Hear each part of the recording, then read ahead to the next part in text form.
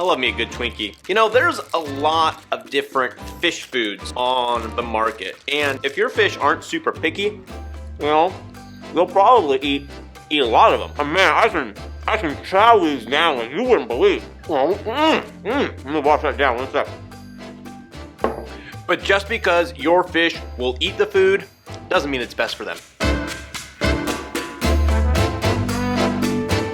Mekabah to all of my fellow and future hobbyists out there. Matthew here, your BRS beginner guru, coming at you this week with episode 36 in the beginner guide to how to... Wait, what is it? Episode 36 in the beginner how-to guide for saltwater aquariums and reef tanks, how to choose the right fish food. You better prepare yourself for some serious fish factoids, including words that I had to look up how to pronounce, such as spirulina and astaxanthin. This is actually a super complicated topic, but we want to make it simple so you can look at the basic ingredients and choose the right food for the right fish. Just like I shouldn't pound back 2 Twinkies every single morning, there are probably foods we shouldn't feed your fish because it's not good for them. Let's start with looking at fish food and understanding the ingredients, and then at the end of the video, we will give you our recommendations, but also stay tuned for next episode 37 because we will give you all the tips and tricks for how to best feed your fish. I feel like I got Twinkie on my face. Okay, I'm good.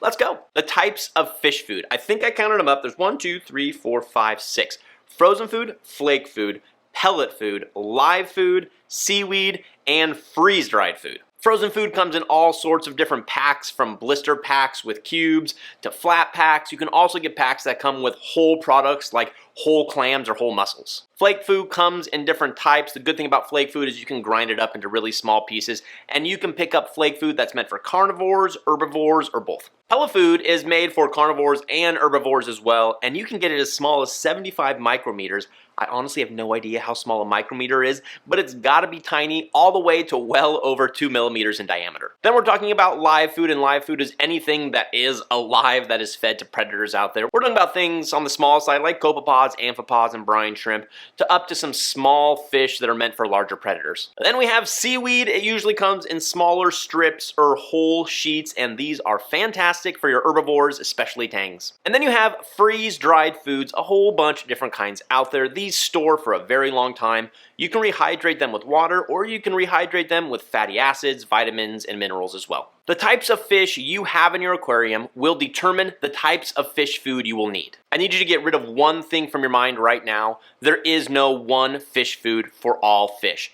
Every fish has different dietary needs, so you're gonna have to buy the right fish food for the right fish. Let's just take my JBJ 45-gallon mixed reef tank as an example. Inside of here I have clownfish, chromis, a basslet, wrasse, and dartfish. And while they all eat mysis, shrimp, and pellet foods, the chromis need way more food than the rest. So I need to supplement a high-fat food that won't overpollute the tank and feed more than twice a day just for them. Then you have the whole issue of carnivores, herbivores, and omnivores. And while, for example, tangs will eat carnivorous food, it's just not what their bodies are meant for. So you can't just put in there whatever food and say, hey, all my fish are eating it. You need to choose the right kind of food for the fish. The 2 most important fish food ingredients you need to know about. To simplify things as much as possible, the fish need the protein for their growth and metabolic functions, and they need fat for energy. So whatever fish food you are looking at, consider these 4 things. First up is nutrient content. Remember that proteins build muscle and tissue,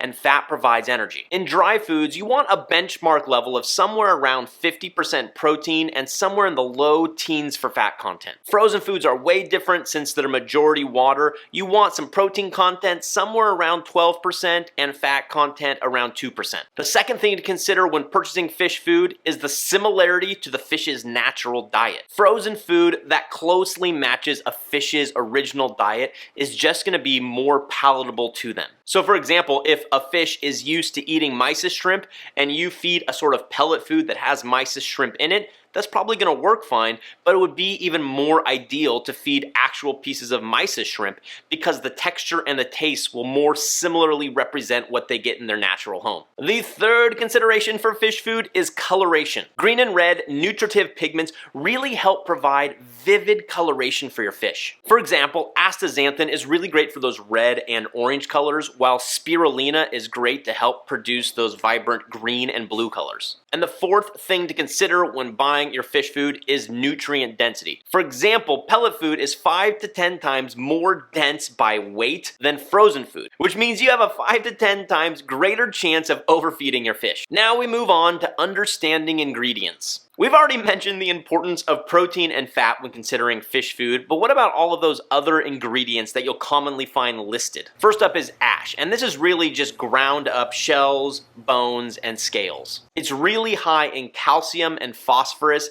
but it also comes from other minerals as well. It's good in small quantities, and any fish food that uses whole ingredients such as shrimp, clams, or krill is going to have some ash in it, but too much ash can pollute the water. Then you have various kinds of binders like middling wheat flour or potato flour, and you need these in order to hold the food together. Then you want to look at the fiber content. Usually you don't want any more than 4% fiber. Fiber are those non-digestible carbohydrates that aid in fish digestion. Then you have your pigments, which we already mentioned, your astaxanthin and your spirulina. Your astaxanthin is going to help bring out those reds and those oranges, while your spirulina is going to help bring out those greens and those blue colors in fish. And finally, you have various vitamins and minerals. Just like with us human beings, we like to add various vitamins and minerals for different reasons. A lot of manufacturers add those same vitamins and minerals into fish food. I want to give you guys a quick baseline as to the typical food makeup for your three most common types of food, that being your pellets, your flake, and your frozen food. First up, your frozen food makeup. It's usually 70 to 80% water,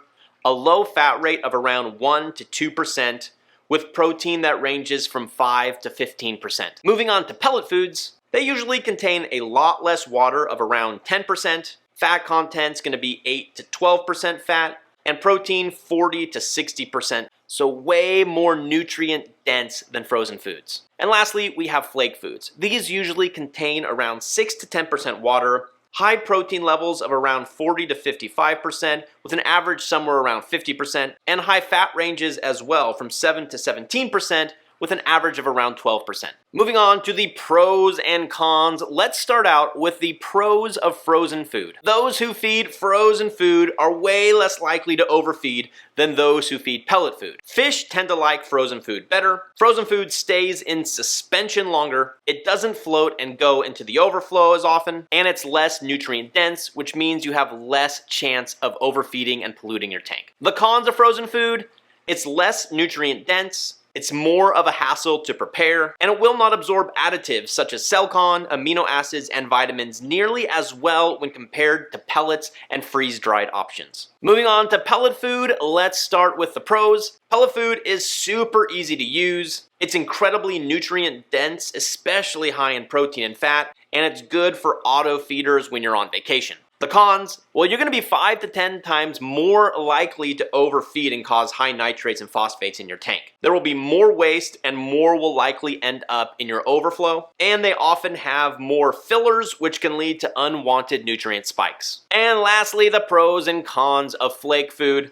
The first pro is that it will reach shy fish easier. It's nutrient dense, and the smaller size is easier for some fish to eat. The cons, it is super nutrient dense as well, meaning extra phosphates and nitrates will likely be added to your tank. And it can easily end up in your overflow and just cause more nutrient buildup. Well, after an expansive scouring of the interweb, of watching tons of YouTube videos, reading blogs and reviews, plus our own experience in this last decade in the hobby, here are our recommendations for each type of food. And our first recommendation is the ever popular Hikari mysis shrimp. Coming in with 10.5% protein and 1% fat. My seahorses love it, and I actually feed this to every single tank about once a day. Second up is Canadian mysis shrimp. You can buy this under the Hikari brand or under the PE brand. This is a freshwater mysis shrimp from up in Canada. It's more expensive, but you get more bang for the buck. 2.3% fat, which is more than double what you get with the Hikari Mysis shrimp, 11.9% protein, and 84% water. These are slightly bigger in size, so don't work as well for smaller fish. And last up is Piscine Energetics Calanus, which I don't actually have, but I will show you this freeze-dried option from Bulk Reef Supply. Great for fish that eat constantly and require small foods like Anthias, copperman butterfly fish, dragonets, if full accepted of course, and chromis. It is zooplankton. It is also good for other filter feeders and corals. 6% fat, 12% protein, and 73% moisture. But again, we're talking about the PE frozen Calanus, not this freeze-dried option from Bulk Reef Supply. All right, moving on to our favorite pellet foods. And again, I got 3 recommendations of foods that I have used for a long time. First of all, I would go ahead and pick up this TDO Chroma Value Pack, which comes in 3 different sizes, so you get a lot of food from 580 micrometers up to 1.7 millimeters. It is great for most fish since you get these 3 sizes. 49% protein, 14% fat, plus astaxanthin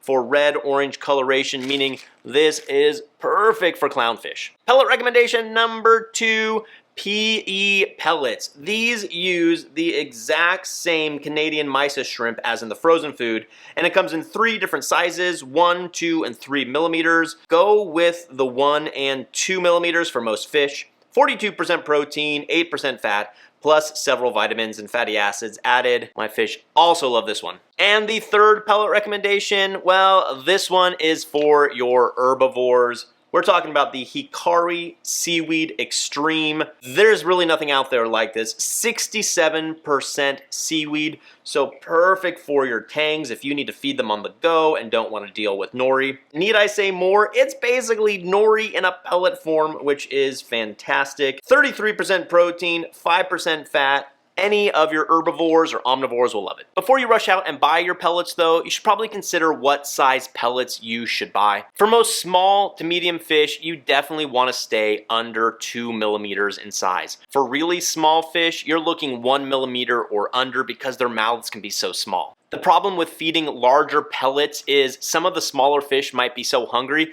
that they're going to go and try to digest those anyways, and it's probably not best for their bodies. That's why I really think one of your best options is to go with this value pack because you get 3 different sizes, which means you'll pretty much be good to go. So how about best flake food? I gotta be honest with you, I actually don't use flake food anymore, so I can't give you a real-time recommendation. But in the past, I have used Ocean Nutrition Prime Reef Flakes, and my fish did love them. And lastly, how about our recommendations for nori? Honestly, I don't think you can really go wrong with nori. Just make sure you don't get any sort of nori that is seasoned or has salt in it. BRS makes their own strips. I currently use these sea veggies from Julian Sprung, and my fish love them. I would just recommend buying different colors. Play around with the green, the purple, and the red. See which ones your fish like more and which ones produce more vivid colors. Now that you have all of your fish foods sorted out, how do you feed your fish? What fish tools are available? And what are some of the common mistakes beginners make that you should avoid? Well, of course, you're gonna have to stick around for episode 37 where we go into all those details. We will place links to all the fish food recommendations below so you can pick up your starter pack. And as always, everybody, thank you for watching. Happy reefing, be well. We'll see you next time.